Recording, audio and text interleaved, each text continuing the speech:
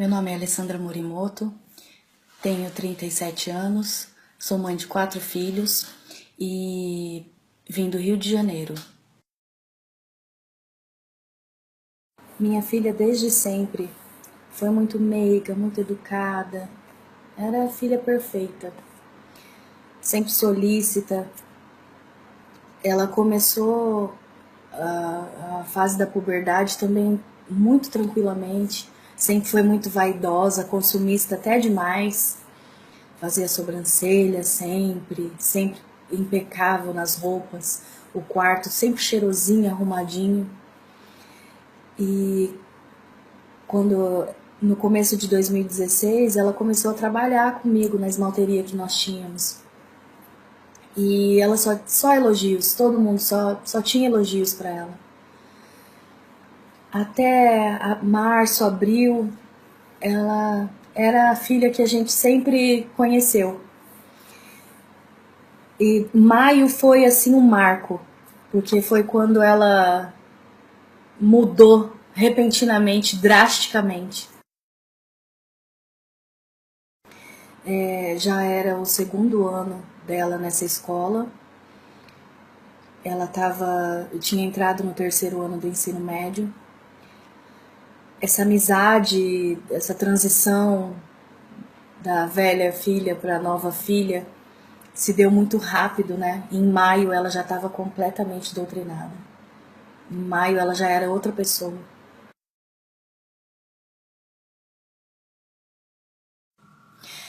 Ela começou a se interessar muito por política.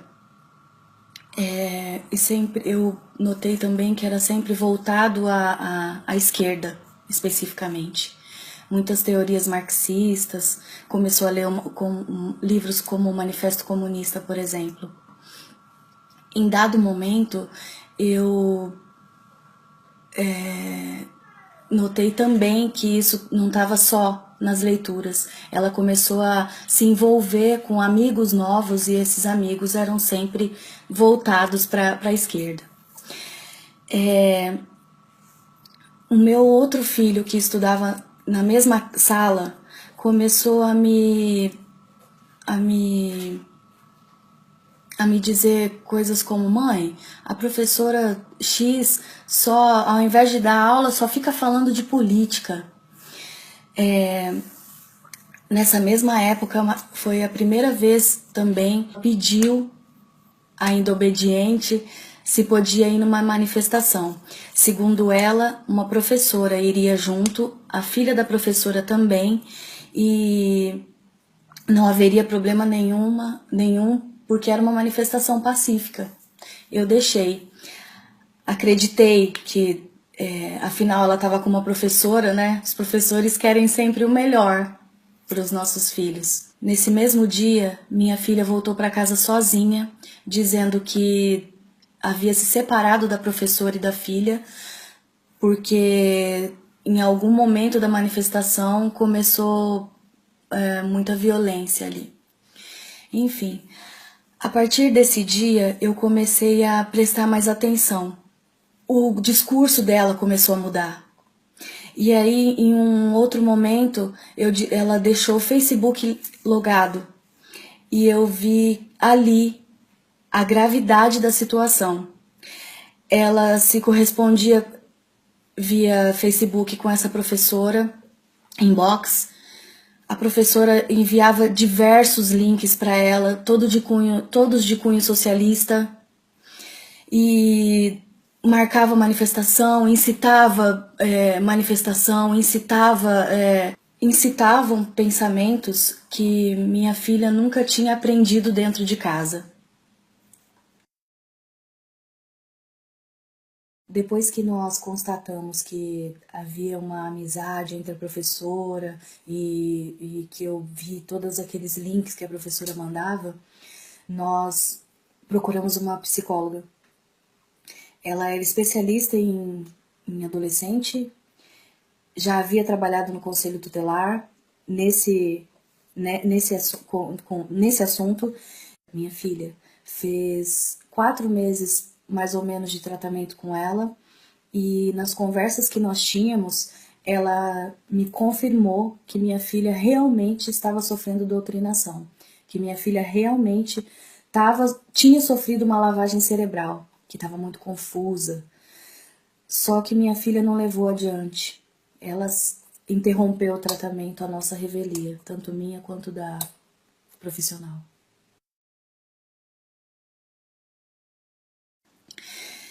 A partir desse momento, nós começamos a levar a sério. Eu e meu marido comparecemos à escola.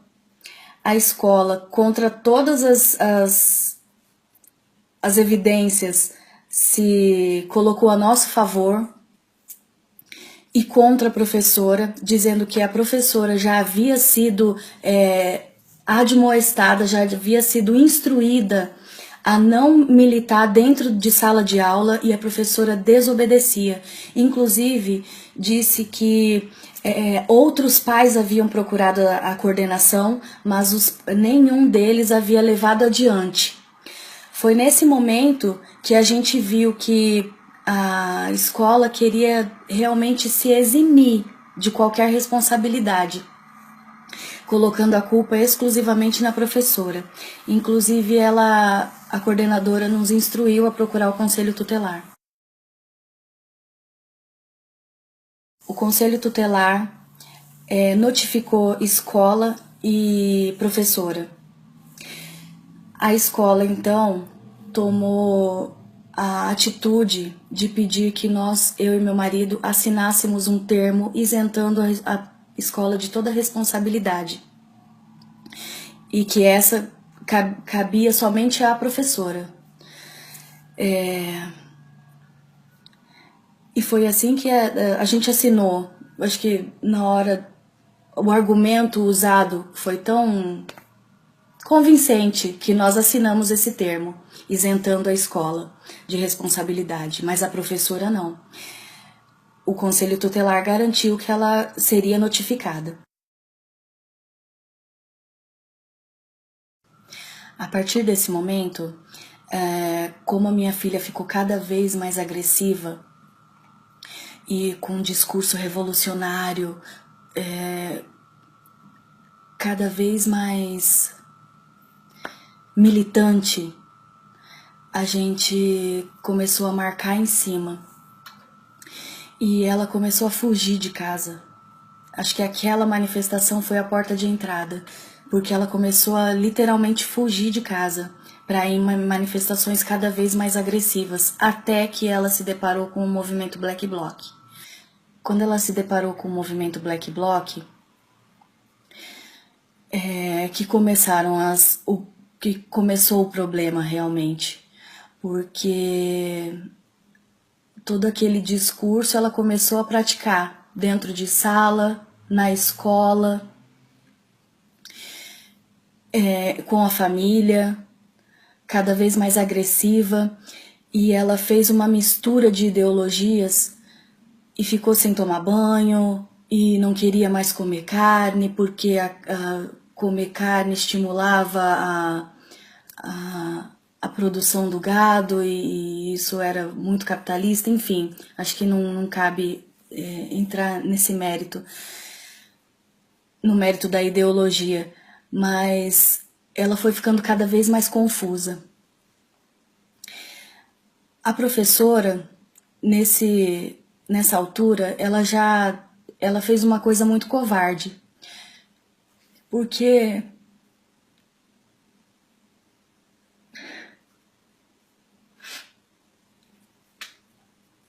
ela colocou minha filha nesse caminho, ela mostrou para minha filha o caminho das pedras. E quando no primeiro ataque que ela sofreu do conselho tutelar e da escola, ela se voltou imediatamente, rompendo com a minha filha. E por que dói tanto? Porque a minha filha discutia com a gente diariamente defendendo essa professora dentro de casa.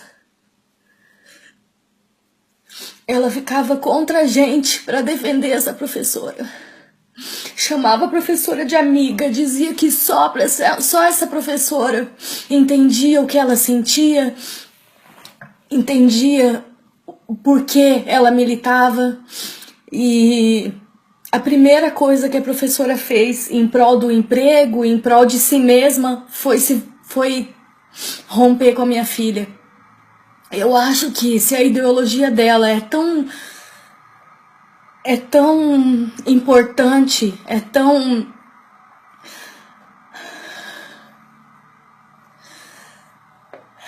válida, porque ela não continuou apoiando a minha filha. Essa é uma dúvida que eu tenho, que espero que um dia ela possa responder. Enfim, minha filha estava sozinha, mas ela já estava no caminho, envolvida com Black Bloc, com manifestação violenta, fugia cada vez mais, ofendia a gente o tempo inteiro, dizendo que eu não quero mais trabalhar com você, porque eu quero que seu comércio dê errado. Se eu quero que dê errado, para que eu vou ajudar a manter? Quando meu marido faliu, minha filha comemorou. Ela comemorou.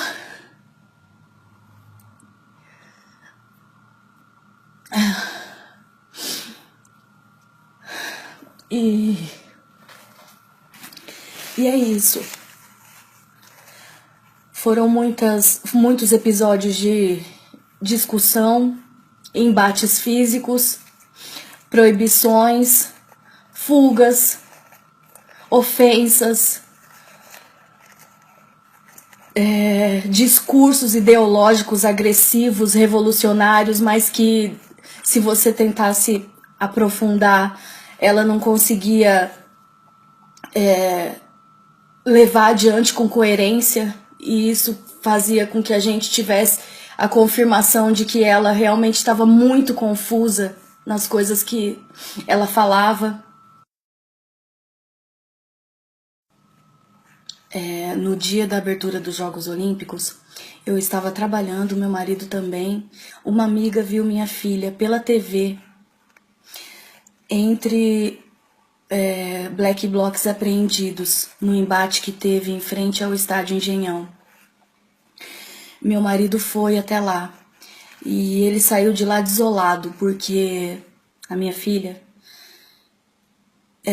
desafiou ele, dizendo: você não precisa estar aqui, tem advogado aqui do PSOL, dos Black Blocs, que vão tirar a gente, você pode ir embora, não precisa ficar aqui, não precisa vir me buscar. E de fato havia 3 advogados lá, dos Black Blocs e um do PSOL. No dia 5 de novembro, a minha filha fugiu de casa de vez, dizendo que ia lutar em prol da causa, que ia morar numa casa mantida pelos patrocinadores do movimento Black Bloc, e que não era pra gente procurar ela.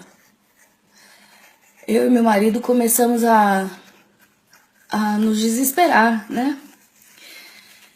E alguns dias depois, ela me ligou dizendo que ela precisava de uma autorização por escrito, porque os maiores de idade da casa exigiam dos menores de idade essa autorização para que eles permanecessem na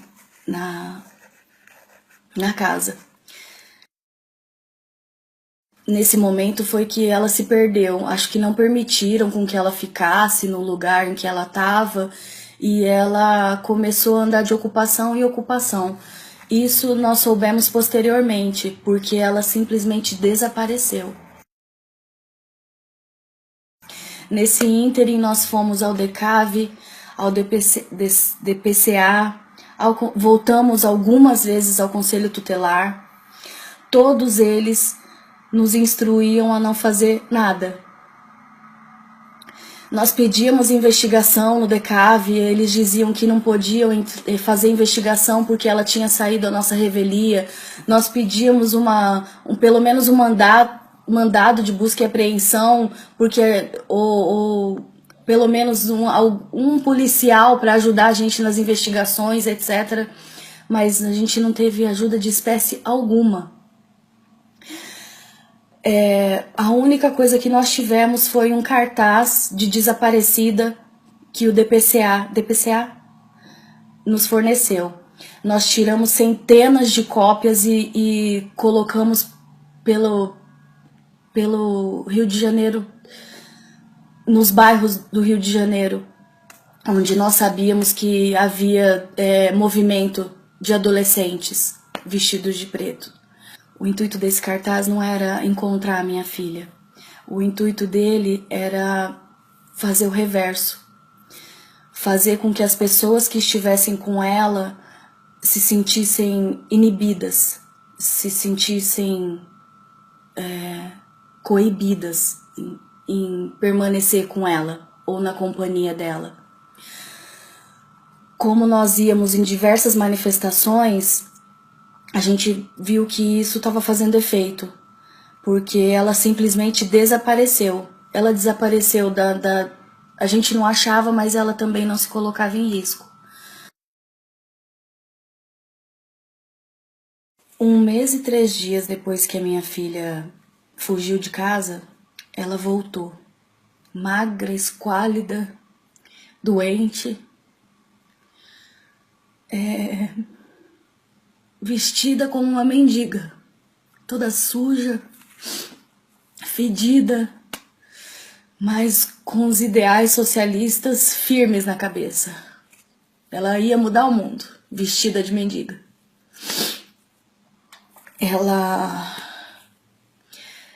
Ela queria pegar algumas coisas, nós deixamos. Como nós já havíamos andado por todos os órgãos que poderiam ajudar e eles mesmos nos instruíram a não fazer nada, a gente não pôde fazer nada a não ser deixar ela pegar as coisas dela e oferecer uma carona, para de repente ter uma ideia de onde ela estava, né? A carona que ela pediu foi para a ocupação do Pedro II em São Cristóvão, no Rio de Janeiro. E lá a gente ficou sabendo que havia outros adolescentes na mesma situação e lá dentro também. Algum tempo depois, minha filha apareceu em casa novamente, dessa vez no meu serviço, acompanhada de uma trupe, não tem outra palavra menos ofensiva. Eram adultos vestidos em andrajos como ela, todos com flores na mão. Parecia que eu tava num filme. Com flores nas mãos, com véus, ridículo. E ela apareceu com eles, me abraçou, todos me abraçaram, mas você via que não eram os adolescentes que eu estava acostumada a ver nas manifestações. Era diferente, eles eram adultos já tinham saído da puberdade. Ou seja, minha filha já tinha migrado para outro grupo.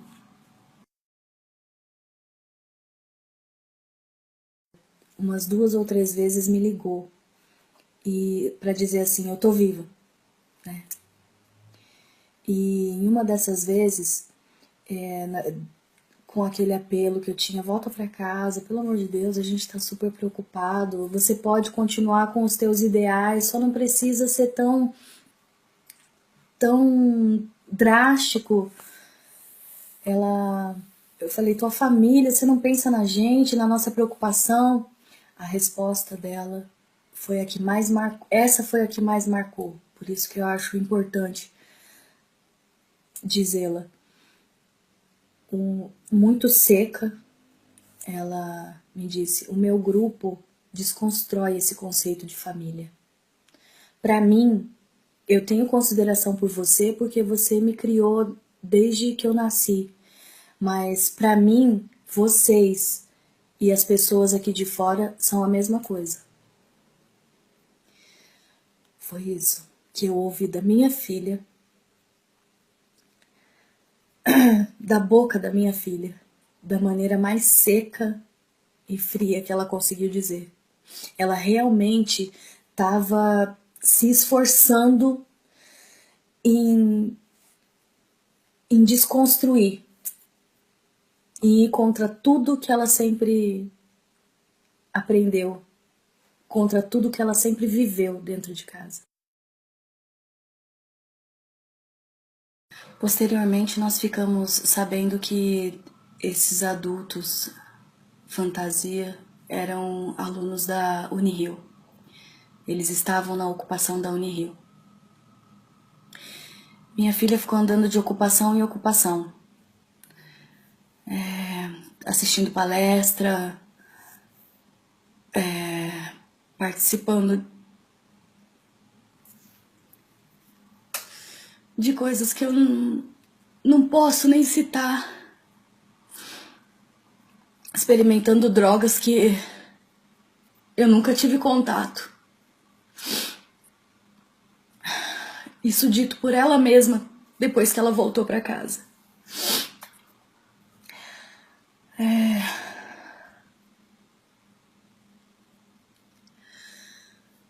Inclusive ela mesma relatou que tem muitas coisas além das palestras que os professores, que os socialistas proporcionaram nas ocupações.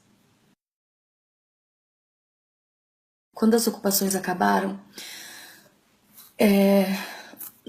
foi o que nos ajudou a reaver a minha filha, porque ela acabou na casa de uma menina que ela conheceu nas ocupações e voltou em casa para buscar mais roupas.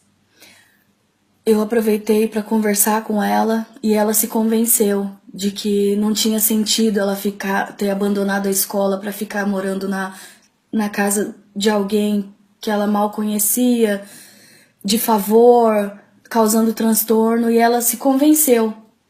Então nós entramos no carro e fomos até a casa dessa menina para buscar as coisas dela. Chegando lá, essa menina conseguiu convencê-la a não voltar. Foi aí que nós conhecemos o pai dessa menina. Ficamos sabendo também que a história que ele tinha ficado sabendo para aceitar a minha filha na casa dele era fantasiosa, era mentira das duas. Elogiou minha filha, dizendo que ela era educada, que ela ajudava nos afazeres da casa, fazia comida, limpava muito bem a casa. E isso me deu tristeza, porque qual o sentido, em nome de uma ideologia que eles permitirem, não sei quem era o mentor disso tudo, permitirem com que uma menina de 16 anos saísse da casa dos pais à revelia deles, abandonando a escola, para ficar lavando, cozinhando na casa de uma pessoa que ela mal conhece. Eu fiquei me perguntando o tempo todo por que ela tá aqui, se ela tem casa, se ela tem o quarto dela, se ela estuda numa escola particular, não tem sentido. Enfim, munidos do endereço, do nome do senhor, do nome da filha desse senhor, inclusive a filha também completamente alienada, assim como a minha filha. Nós voltamos à nossa peregrinação, DECAV, DPCA, até que nós paramos no Ministério Público do Rio de Janeiro. Eles ouviram o nosso relato, pediram um mês para dizer ou se iam ou não aceitar a denúncia. Um mês depois eles disseram que iam aceitar a denúncia. E aí, quando eles disseram que aceitaram a denúncia, eles já disseram também que eles poderiam emitir um mandado de busca e apreensão da minha filha e que nós poderíamos processar esse senhor e a filha. E saímos do Ministério Público, então, e fomos até a casa da menina. Falamos com o senhor e expomos tudo e dissemos para minha filha: você tem a opção de sair agora, antes que eles sejam prejudicados. Foi assim que nós fizemos com que a minha filha voltasse para casa. Quando ela voltou, meu comércio já estava abandonado, nós já estávamos falidos, porque 3 meses procurando por ela.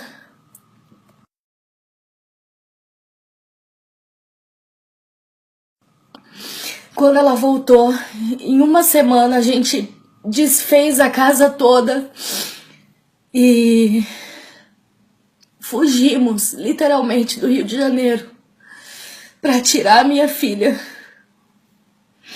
do meio daquilo tudo. Foi assim que nós paramos em Campo Grande. Nós tiramos a minha filha.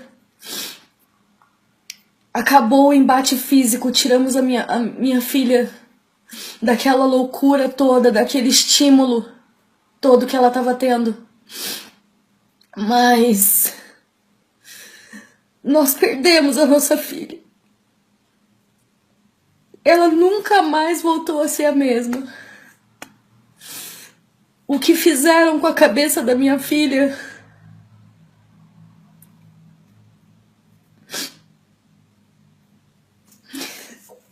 eu não vejo como voltar atrás. Ela fala em voltar para o Rio de Janeiro quando fizer 18 anos. Ela já está fazendo planos para isso.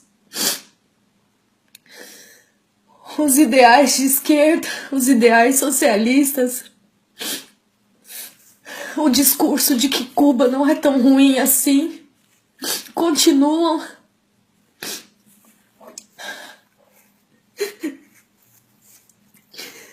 E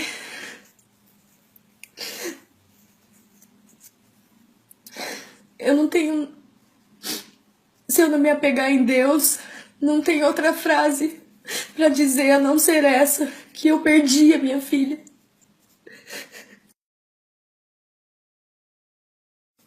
Por isso é que eu e meu marido achamos super importante expor a nossa vida assim, para que outros pais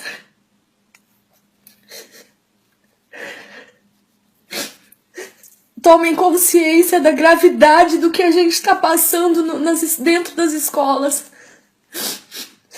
Para que eles tomem consciência da gravidade do risco que os nossos filhos estão passando, estão correndo, aliás. E não... E fiquem em cima. Não permitam que os filhos deles também sofram essa lavagem cerebral. Desculpa. Que a minha filha sofreu.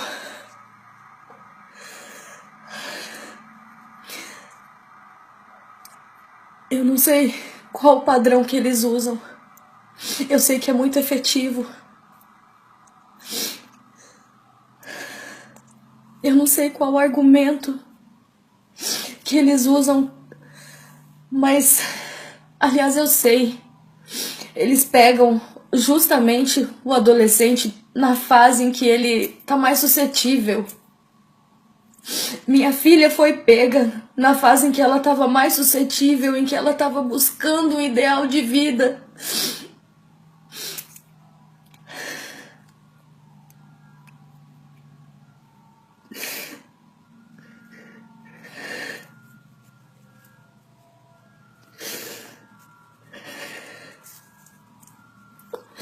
e usaram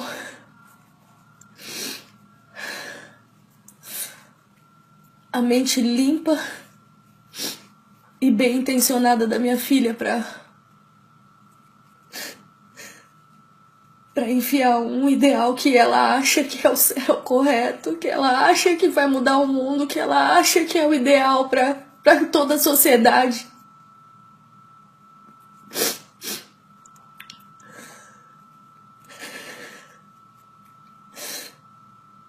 Em prol de poder.